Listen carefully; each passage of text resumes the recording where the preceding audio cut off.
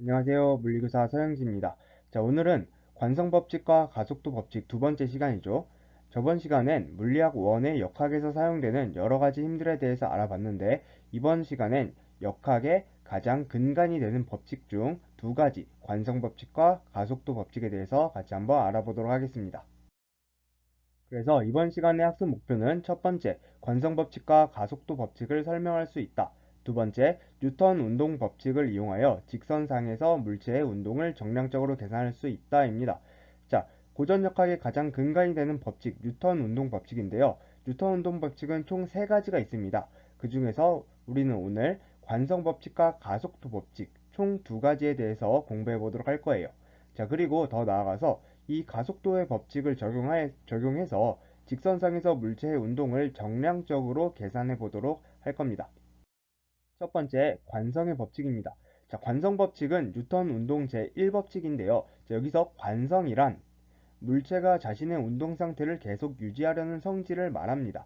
자, 그렇다면 관성의 개념은 누가 처음으로 도입을 하게 되었을까요? 뉴턴 운동 제1법칙이니까 뉴턴이 도입했을까요?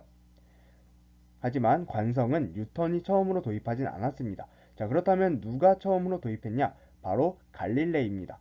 여러분, 갈릴레이의 사고 실험하면 다들 떠오르는 실험이 있을 거예요. 바로 이렇게 생긴 굽은 빗면에 공을 떨어뜨리는 운동인데요. 갈릴레이는 물체가 떨어지면서 얻은 속력은 물체는 계속 가지고 있다라고 생각을 했습니다. 그래서 물체가 떨어지게 되면 속력을 갖게 되고 그 속력으로 다시 물체는 처음 높이까지 올라간다 라고 생각을 하게 되었어요. 자, 이번엔 공이 올라가야 되는 공면을 조금 더 펼쳤습니다. 자, 이럴 때 공은 어떻게 운동할까요? 아까처럼 공이 아래로 떨어지면서 속력을 갖게 될 겁니다. 그리고 이 속력으로 다시 공면을 올라가게 될 텐데 어디까지 올라갈까요? 그렇죠. 처음 있었던 높이까지 올라갈 수 있을 겁니다. 이번엔 공면을 더 펼쳤어요.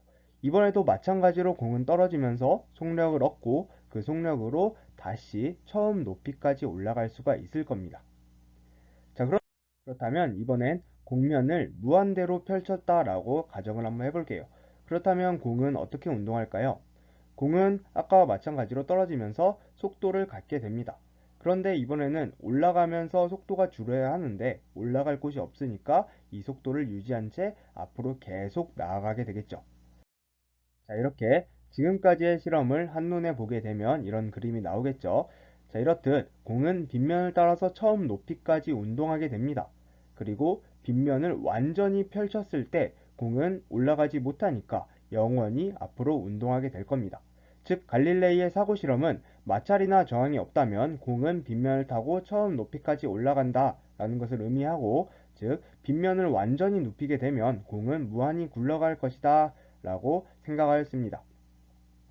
자, 이게 바로 관성의 개념이죠. 물체가 자신의 운동 상태를 계속 유지하려고 하는 성질, 빗면을 완전히 눕힌다면 물체는 멈추지 않고 계속 자신의 운동 상태를 유지하면서 나아갈 것이다 라고 생각했습니다. 자, 이러한 갈릴레이의 사고는 당시의 운동관을 획기적으로 바꿨습니다. 당시에는 물체는 던지게 되면 항상 언젠가 정지해요. 그 개념을 마찰과 저항이란 개념으로 설명하지 못했기 때문에, 그래서 물체가 운동하려면 임페투스라는 가속력이 필요하다라고 생각을 했습니다. 그래서 물체가 던져져서 물체가 운동할 수 있는 것은 어떠한 힘이 그 물체를 밀고 있기 때문에 운동한다라고 생각을 했었어요. 그것은 잘못된 개념입니다. 현대 역학에서는 잘못된 개념입니다. 자, 그랬던 운동관을 관성이란 개념을 최초로 도입하면서 운동관을 바꾸게 되는 계기가 됩니다.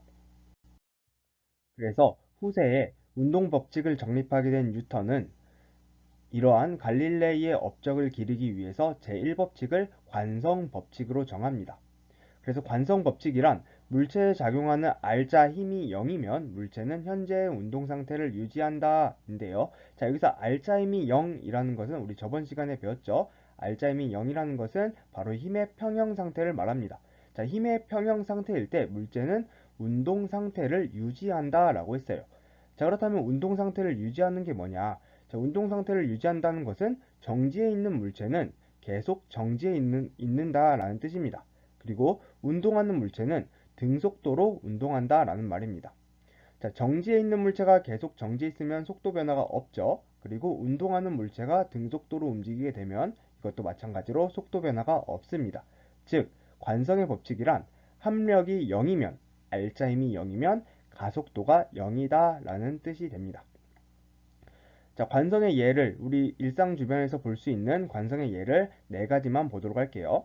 자, 첫 번째, 사람이 달리고 있습니다. 자, 그런데 앞에 돌이 있죠? 사람이 돌에 걸리면 어떻게 될까요? 이렇게 사람이 돌불에 걸려서 앞으로 고꾸라지게 되죠. 자, 달리던 사람이 돌불에 걸려 넘어지는 현상은 관성의 예라고 볼 수 있습니다. 사람이 달리고 있으면 사람은 지금 앞으로 계속 나아가려고 하는 관성을 가지고 있어요. 그런데 돌부리에 걸리는 순간 다리 부분이 순간적으로 정지하게 되고 몸은 계속 앞으로 나아가려고 하기 때문에 앞쪽으로 고꾸라지게 됩니다. 자, 두 번째 관성의 예는 아마 여러분들은 좀 생소하실 텐데요. 망치 자루와 망치입니다. 자, 망치를 쓸 때 망치 자루와 망치 머리가 분리되는 경우가 간혹 생깁니다. 이때 다시 망치 머리를 망치 자루에 꾹꾹 껴줘야 되는데 이때 사용하는 방법이에요. 자, 망치 자루와 망치 머리가 분리되었다면 망치 머리를 망치 자루 위에 살짝 얹힙니다. 그 다음에 망치 자루를 땅에다가 쾅 찍게 되면 망치 머리가 자신의 질량으로 그 망치 자루 안쪽으로 깊숙이 들어가게 됩니다. 이렇게 망치 자루를 바닥에 치면 망치 머리가 고정되는 현상, 이것도 관성의 예입니다. 자, 세 번째는 많이 해봤을 거예요. 자, 컵 위에 종이를 얹어놓고 동전을 위에 더 올려놓습니다. 자, 이때 종이를 순간적으로 빼게 되면 동전은 종이를 따라서 날아가는 게 아니라 컵 안으로 떨어지게 되죠. 종이만 날아가고 동전은 컵 속으로 떨어집니다. 자, 이것 또한 관성의 예입니다. 지금 동전은 정지해 있기 때문에 계속 정지해 있으려고 하는데 종이를 순간적으로 빼면 동전은 정지해 있으니까 그 아래로 그대로 떨어지게 되는 것이죠. 자, 네 번째는 우리가 버스나 차에서 많이 느끼는 건데요. 버스가 갑자기 출발하면 사람들이 뒤쪽으로 쏠리게 되는데요. 자, 이렇게 사람은 정지해 있는데 그러면 계속 정지해 있으려고 합니다. 그런데 순간적으로 버스가 앞으로 나아가니 사람은 그 자리에 있으려고 하기 때문에 뒤쪽으로 쏠리게 됩니다. 자, 이것도 관성의 예입니다. 자, 다음은 뉴턴 운동 제2법칙 가속도 법칙입니다. 자, 가속도 법칙이란 물체에 알짜힘이 작용하면 물체는 알짜힘의 방향으로 가속되며 가속도의 크기는 알짜힘에 비례하고 질량에 반비례한다입니다. 자, 이것을 식으로 나타내게 되면 가속도는 알짜힘에는 비례하고 질량에는 반비례하므로 가속도는 질량분의 알짜힘이다 라고 표현할 수가 있습니다. 자, 이 식의 분모를 정리해주게 되면 물리학을 공부하지 않았어도 다들 한 번씩은 들어봤을 만한 식이 나오게 되죠. 바로 F는 ma입니다. 자, 여기서 재밌는 것은 만약에 F 합력이 0을 대입해 보게 되면 가속도는 당연히 0이 나오게 됐죠. 즉, 합력이 0이면 가속도도 0이다. 이거 무슨 법칙이죠? 맞아요. 관성 법칙입니다. 사실 관성 법칙은 가속도 법칙 안에 포함되긴 해요. 그런데 뉴턴은 갈릴레이의 업적을 기리고자 관성 법칙을 따로 떼서 표현했습니다. 자, 이제 가속도 법칙을 적용해서 물체의 운동을 분석해 보도록 할게요. 첫 번째는 질량이 일정할 때 힘에 따른 가속도를 한번 보도록 하겠습니다. 자, 이렇게 지금 상황이 주어졌습니다. 1kg으로 동일한 물체가 있는데 A 물체에는 10N으로 당길 거고 B 물체는 5N으로 당길 거예요. 자, 이때 가속도를 구할 줄 알아야 돼요. 가속도는 질량분의 힘이다 라고 했으니까 A의 가속도는 1kg 분의 10N 하면은 가속도는 10이 나오겠죠. 그래서 A의 가속도는 10m/s 제곱입니다. B의 가속도도 한번 구해볼게요. B의 질량은 1kg이고 합력은 5N이니까 자, B의 가속도는 5m/s 제곱이 나올 겁니다. 자, 그 상황에서 지금 시간이 어느 정도 지났을 때 물체의 모습입니다. A라는 물체와 B라는 물체는 가속도를 받아서 앞으로 나아가게 됩니다. 자, A의 가속도는 10m/s 제곱이고 B의 가속도는 5m/s 제곱이기 때문에 A의 속도 증가량이 더 빨라서 A가 B보다 더 많이 갔을 것이다 라고 우리는 예상할 수가 있습니다. 자, 이 상황에 대해서 물체의 운동을 한번 분석해 보도록 할게요. 자, 물체의 운동을 분석할 때는 항상 그래프를 그려서 분석하는 게 좋습니다. 자, 그 중에서도 그래프는 항상 VT 그래프, 속도 시간 그래프를 그려야 합니다. 자, VT 그래프를 한번 그려보도록 할게요. 자, A부터 그려보게 되면 지금 A와 B 둘 다 등가속도 운동이죠. 등가속도 운동에서는 속도 시간 그래프가 어떻게 나오죠? 1차원 직선 형태로 나오게 됩니다. 거기서 A는 지금 10m/s 제곱이니까 이런 식으로 한번 표현해 볼게요. 자, B는 A보다 가속도가 적죠. 그렇기 때문에 시간이 지나도 A보다는 속도가 더 적을 겁니다. 그래서 B는 이런 식으로 표현할 수 있습니다. 자, 속도 시간 그래프이기 때문에 기울기는 가속도를 의미하고 특정 면적, A의 면적, 그리고 B의 면적, 이러한 그래프의 면적은 변위를 의미합니다. 자, 그래서 질량이 일정할 때 가속도는 힘에 비례한다라는 것을 알 수 있어요. 자, 우리는 저 그래프를 통해서 변위, 그 두 물체가 간 변위도 구할 수 있고, 가속도도 구할 수 있고, 나중 속도도 구할 수가 있습니다. 다음은 힘이 일정할 때 질량에 따른 가속도에 대해서 보도록 하겠습니다. 자, 다음과 같은 상황이 주어졌습니다. 이번에는 A에 1kg짜리를 더 얹어서 A는 2kg이 됐고 B는 여전히 1kg입니다. 그리고 A와 B를 당기는 힘은 두 개 다 10N으로 동일합니다. 자, 이때 A의 가속도를 먼저 구해볼게요. 가속도는 질량분의 힘이니까 2kg분의 10N 해가지고 5m/s 제곱이다 라는 거 구할 수 있을 겁니다. 자, B도 마찬가지로 구해보면 1kg 분의 10N이니까 10m/s 제곱이다 구할 수 있을 겁니다. 자, 이 상황에서 시간이 흐른다면 이렇게 되겠죠. A는 가속도가 5m/s 제곱이니까 B에 비해서 조금밖에 못 간 형태로 나오게 될 겁니다. 자, 이 상황을 마찬가지로 그래프를 통해서 분석을 해보도록 할게요.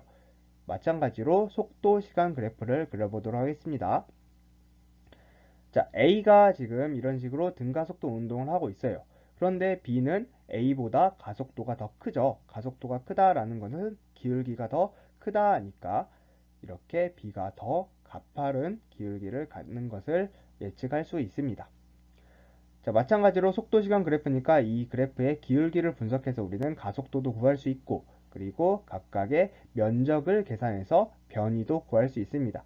그리고 특정 시간과 특정 조건을 주게 되면 특정 시간에서의 속도 또한 구할 수가 있게 되겠죠. 자, 그래서 힘이 일정할 때 가속도는 질량에 반비례한다라는 것을 알 수가 있습니다. 자, 마지막으로 운동 방정식에 대해서 보겠습니다. 자, 운동 방정식은 질량이 m인 물체에 여러 힘이 작용할 때 질량, 가속도, 힘의 관계를 나타낸 방정식을 말하는데요. 자, 운동 방정식이라고 해서 뭐 특별한 방정식이 따로 있는 게 아니라 우리 가속도 법칙에서 공부했던 F는 ma라는 식이 있죠. 그것을 풀어서 썼다라고 생각하시면 됩니다. 즉, 이렇게 질량이 m인 물체가 가속도 a로 가속될 때 이때 m에 작용하는 힘들은 F1, F2, F3 등등등이 있다라는 것을 전부 다 이렇게 식으로 표현해 준 것을 운동 방정식이라고 얘기를 합니다. 자, 운동 방정식 뭐 특히 특별한 거 없어 보이지만 운동 방정식은 굉장히 중요합니다. 자, 우리는 앞으로 문제를 풀 때 항상 운동 방정식을 세울 거예요. 자, 문제 상황이 주어지면 우리가 저번 시간에 공부했던 여러 가지 힘들을 적용시켜서 물체에 작용하는 힘들이 어떤 것들이 있는지 표현을 하게 되고 그 표현한 힘들을 운동 방정식 형태로 나타냅니다. 그 다음에 VT 그래프를 그려서 운동 상황을 분석해 볼 거예요. 그래서 운동 방정식은 반드시 외워야 합니다. 매우 중요한 개념입니다. 자, 오늘 강의는 여기까지입니다. 그런데 이번 내용은 개념을 달달달 외운다고 해서 문제를 잘 맞출 수 있는 내용이 아닙니다. 우리가 오늘 공부했던 운동 방정식 그리고 가속도 법칙을 적용해보는 연습이 필요한데요. 그래서 반드시 문제를 풀어보며 문제 상황에서 운동 방정식을 세워보고 그 운동 방정식을 세운 결과로 가속도도 한번 구해보고 그 가속도로 VT 그래프도 표현해보고 하는 등의 적용하는 단계가 반드시 필요합니다. 그래서 꼭 문제 풀어볼 수 있도록 해요. 자, 고생했습니다.